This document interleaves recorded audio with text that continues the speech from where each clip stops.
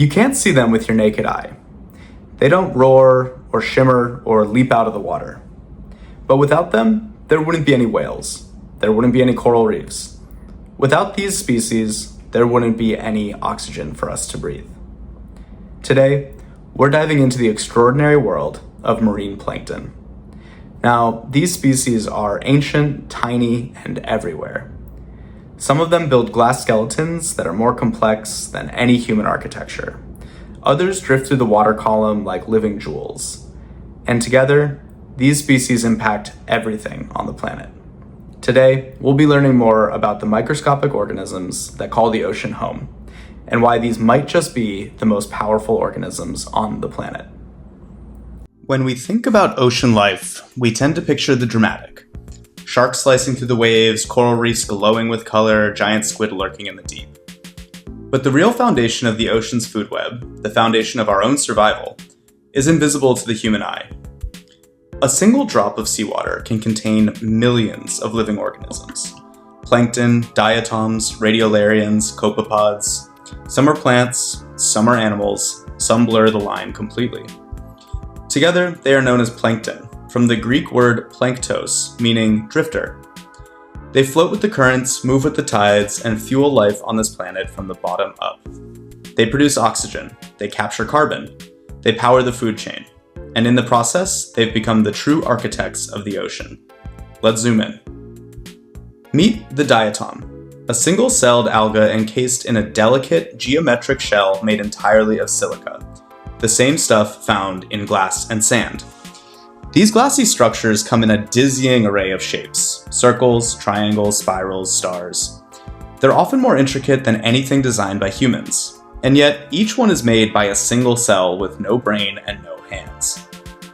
Diatoms drift in sunlit waters, quietly converting carbon dioxide into oxygen through photosynthesis. In fact, they're responsible for up to 40% of the oxygen in Earth's atmosphere. That's more than all the world's rainforests combined. But here's the wild part. When diatoms die, their glass shells don't dissolve, they sink. And over millions of years, they've built up thick layers of silica-rich sediment on the seafloor. Buried under pressure and heat, those ancient layers transformed into petroleum and natural gas. Yes, your car might be running on the remains of long-dead diatoms. You always hear about dinosaurs being the foundation of the petroleum that we use in our cars, but much of that is actually attributed to diatoms. Now, if diatoms are elegant, radiolarians are baroque. These single-celled marine protists create spiny, crystal-like skeletons, some so complex they look like alien chandeliers. Like diatoms, their skeletons are made of silica, but their architecture is even more elaborate. Geodesic domes, radiating spokes, lattices that would make a mathematician weep. Radiolarians use thread-like arms to catch prey and slowly drift through the upper ocean layers. And just like diatoms, their remains form radiolarian ooze, glassy snow that coats large sections of the seafloor. Scientists can core these layers to reconstruct climate and chemistry changes over millions of years. So these tiny artists don't just shape ecosystems, they record the memory of oceans.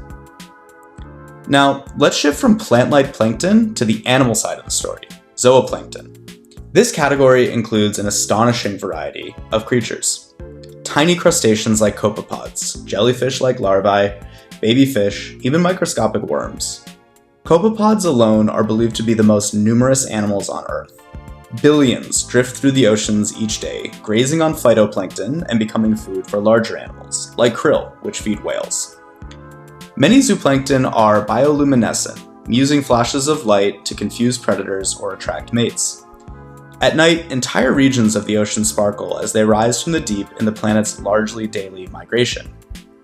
They're also climate players. Their movements help circulate nutrients and carbon between the surface and the depths. You've probably never seen one, but without them, the ocean would go silent. But here's the problem. The systems that sustain all this invisible life are fragile, and they're already changing. As ocean temperatures rise, conditions that plankton depend on, light, nutrients, currents, they're all shifting. Diatom populations are declining in some regions. Other algae are blooming out of balance. Zooplankton migrations are changing, disrupting the food web for fish, birds, and mammals. And it's not just about animals. If phytoplankton like diatoms decrease significantly, that could mean less oxygen in the air, and less carbon pulled from the atmosphere into the deep. What happens to the climate if the ocean's microbial pump slows down? What happens to us? We're only beginning to understand these creatures, and we may be losing them before we even know how they work. The world's most important organisms don't roar or soar or growl. They drift. Their beauty lies in form, in function, in sheer numbers. They are both ancient and ephemeral, delicate yet powerful. They clean the water, feed the whales, create our air, build our fuel, and record our history, one microscopic shell at a time. And when they die, they fall like glass snow, building the foundation of the world beneath the waves. They remind us that life doesn't have to be big to be breathtaking. And nothing is more breathtaking than the structures these microscopic organisms create. If you care about coral reefs, care about plankton. If you care about the climate, care about diatoms.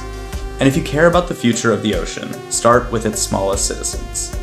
Because the ocean's microbiome doesn't just support life, it is life. Thanks so much for watching. My name is Ned, I'm a science storyteller, and this is The Curious Current, where we do deep dives into all the mystery of the ocean. If you enjoyed this video, consider liking it, subscribing, and letting me know in the comments what you'd like to learn about next. There's so much to uncover in the ocean, and we're just getting started. As always, stay curious, stay current, and thank you for watching.